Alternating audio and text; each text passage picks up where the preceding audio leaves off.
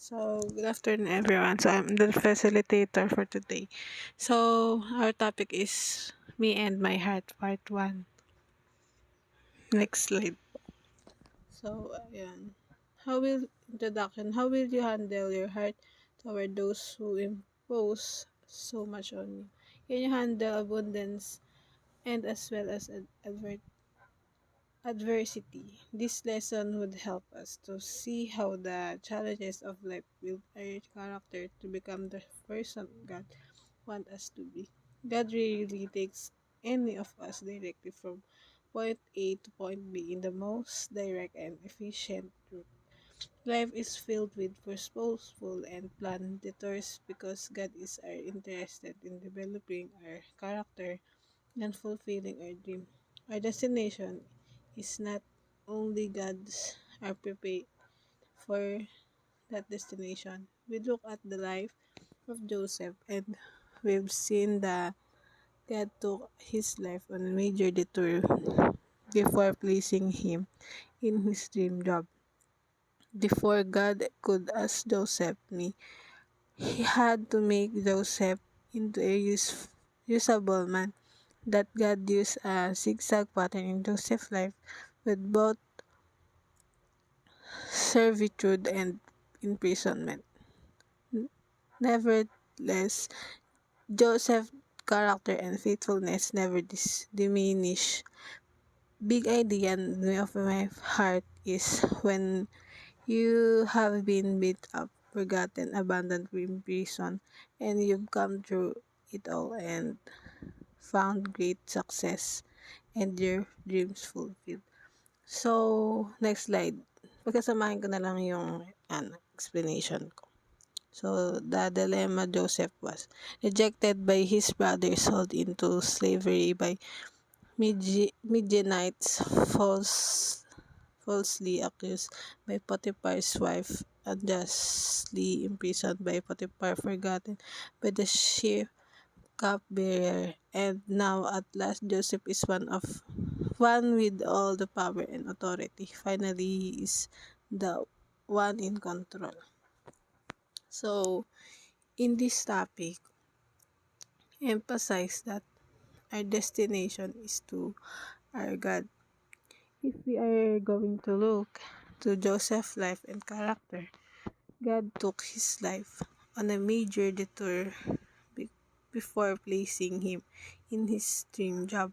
So Joseph has a lot of challenges faced in his life. So he rejected by his brothers, sold into slavery, falsely accused, and imprisoned. But after all the challenges in life, he became a successful and his dream fulfilled and became a usable man by God's grace. So, next slide po. So, how will react Joseph what has been deeply wounded over and over? What condition it is now? So, he was being wounded over and over because of what happened to his life. There are a lot of challenges in his life, but then God helped him to build his character to become a purposeful man to achieve his fulfilling dream. So next slide. Life is filled with purposeful and planned detours because God is more interested in developing our character than fulfilling our dream. Joseph's dilemma were rejected by his brother, sold into slavery by Midianites, falsely accused by Potiphar's wife, unjustly imprisoned by Potiphar, forgotten the sheep cupbearer. Sino gusto mag-explain nito? Kung gusto nyo lang. Para sa pagkakaintindi. Sige, sa reflection na lang kayo. Nakaka 4 minutes pa lang ako. Yari. Wait lang. So, ayun. So, if we're going to look to Joseph's wife and character, character. God took his life on a major detour before placing him in his dream job. So Joseph has a lot of challenges faced in his life. He rejected by his brothers, sold into slavery, falsely accused, and imprisoned. But after all the challenges in his life, he became a successful and his dream fulfilled and became a usable man by God's grace. So he was being wounded over and over because of what happened to his life. There are a lot of challenges in his life, but then God helped him to build his character to become a purposeful man to achieve his fulfilling dream. So, next slide.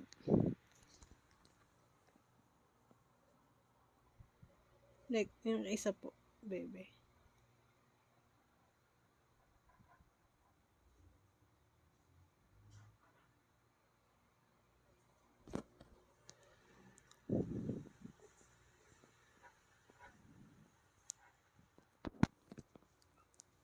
Yung isa, be.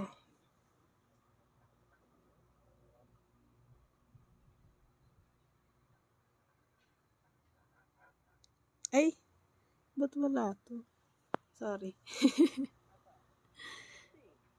Hindi, wait lang. So, sabi dito is, God give us challenges in our life. So, God want us to develop our faith to Him, and God feel our life more successful and purposeful. So, what happened to Joseph life?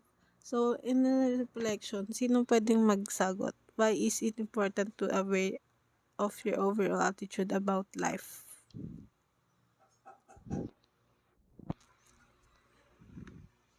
Sino pong gustong sumagot?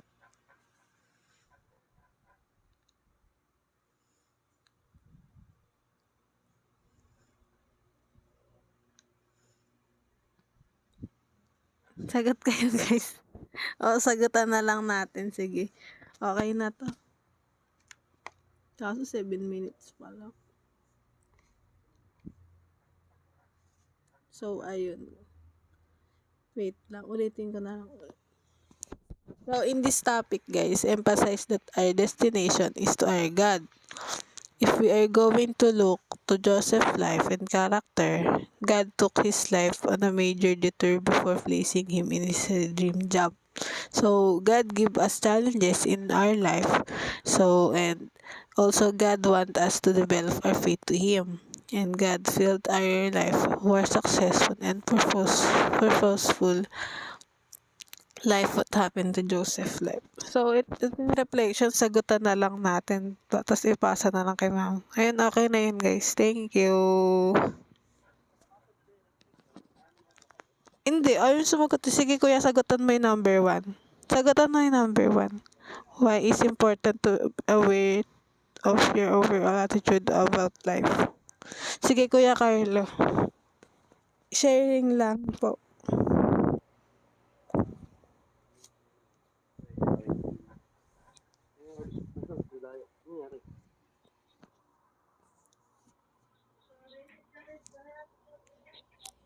Yung number one, kuya.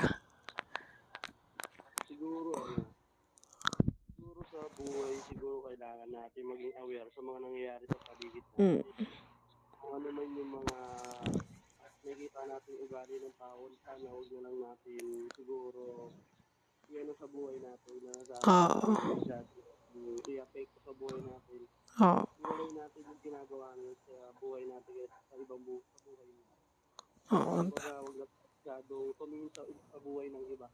Tingnan lang natin yung buhay natin. Oo, yung buhay na lang natin. Kesa yung mga marites dyan. Joke lang. Tapos yung...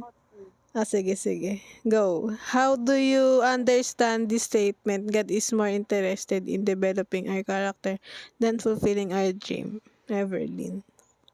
Ayun, syempre si God parang inaano niya muna yung character natin, dine-develop muna tayo as a person para Mm-mm. ma dream natin, di ba? Kasi hindi naman natin maabot yun kung Wala siya. Oo, oo, ginagawa totoo, natin, totoo. ano, Oo.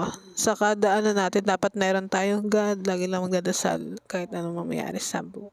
So, number 3, how do you consider to always having the right attitude even in the crisis of life? Sino pa gusto sumagot? ako na lang. O, sige, sige. How do you consider to always having the right attitude even in the crisis of life? Dapat kung like for example, nasa pandemic tayo. Dapat wag tayo mapagmataas kahit na alam natin na walang-wala talaga tayo. Wag na nating anuhin yung sarili natin na maging pride. Kunyari, walang-wala ka na tapos sasabihin mo sa iba na meron ka pa, parang nagmamayabang ka pa. Oo. True. So, sino may gusto sa number 4? Ikaw, Bebelay. Gusto mo sumagot? Pula-pula eh.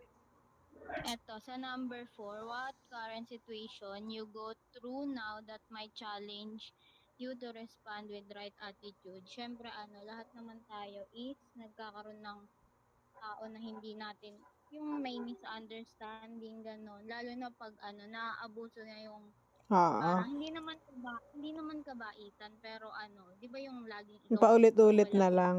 yeah, Oo, oo. ganun. Siyempre, hindi naman lagi na ipapakita mo yung right attitude. Siyempre, kailangan minsan, lumaban din ganun. Oo. So, ayun guys. Okay na. Sagutan na lang natin yung reflection natin. Thank you guys. Thank you. Ingat. Bye-bye.